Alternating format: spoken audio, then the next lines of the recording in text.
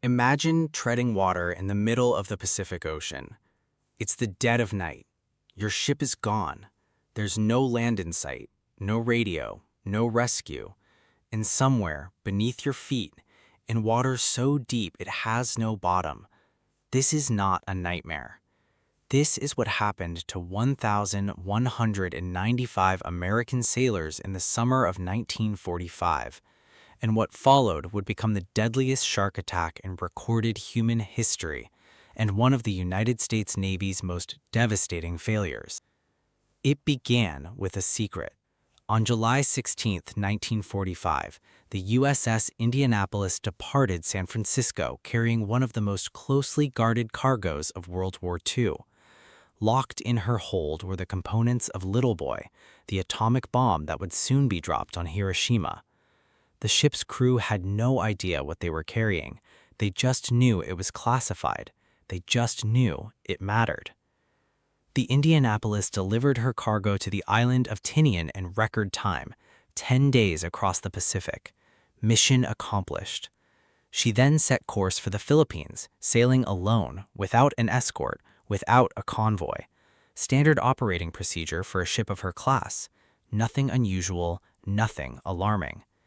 Nobody knew that was about to change forever. At 14 minutes past midnight on July 30th, 1945, a Japanese submarine, the I-58, fired 6 torpedoes into the darkness.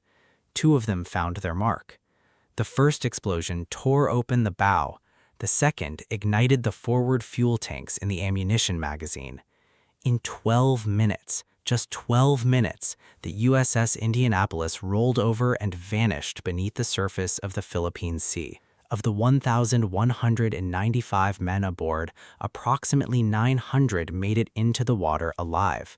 They had life jackets. They had each other. What they did not have was any reason to believe the Navy would be looking for them, because the Navy didn't know they were missing. This is the part that haunts people. The Indianapolis had not been reported overdue. Due to a series of catastrophic miscommunications and bureaucratic failures, no one had logged her expected arrival. When she didn't show up, no alarm was raised, no search was launched. The men in the water were completely invisible to the world. So they waited. The first day was survivable. Men clung to debris, to each other, to hope. They counted heads. They organized into groups.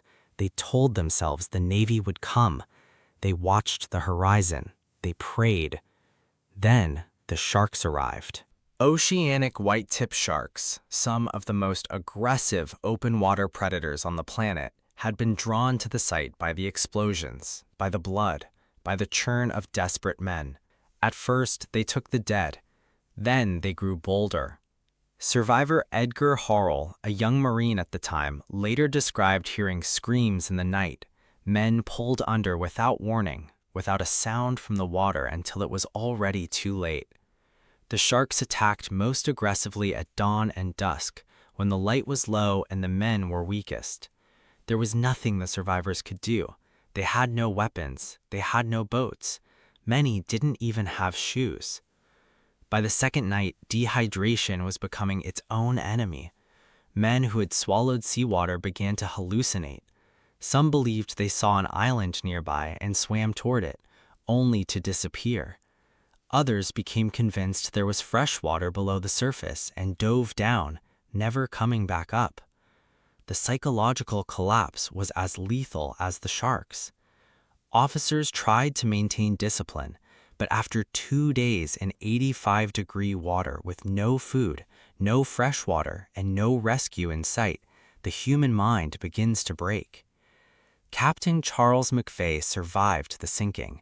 He floated on wreckage with a small group of men and would later describe the surreal silence of the open ocean, the absence of his ship, of his crew, of any sound at all except the water and the wind.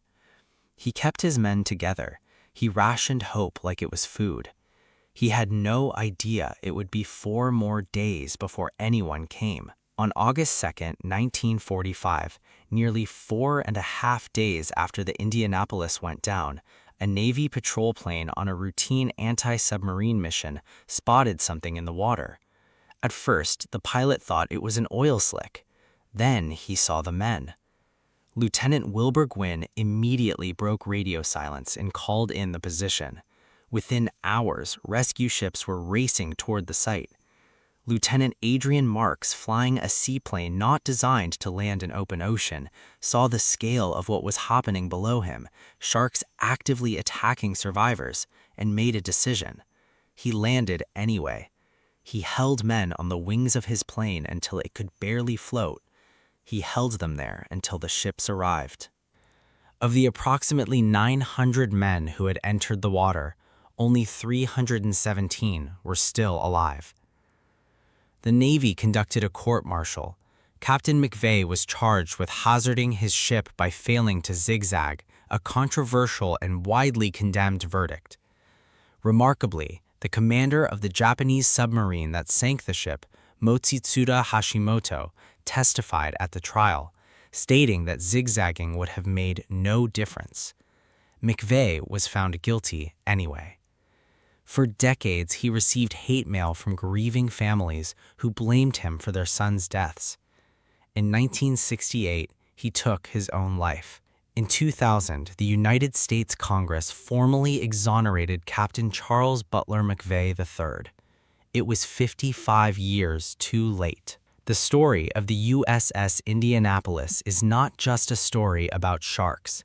It's a story about what happens when systems fail, when bureaucracy costs lives, when the machinery of war grinds past the human beings inside it.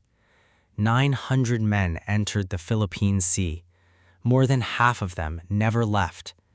They were fathers, brothers, sons, boys from Indiana and Texas and California who had no idea that the mission they just completed would end like this.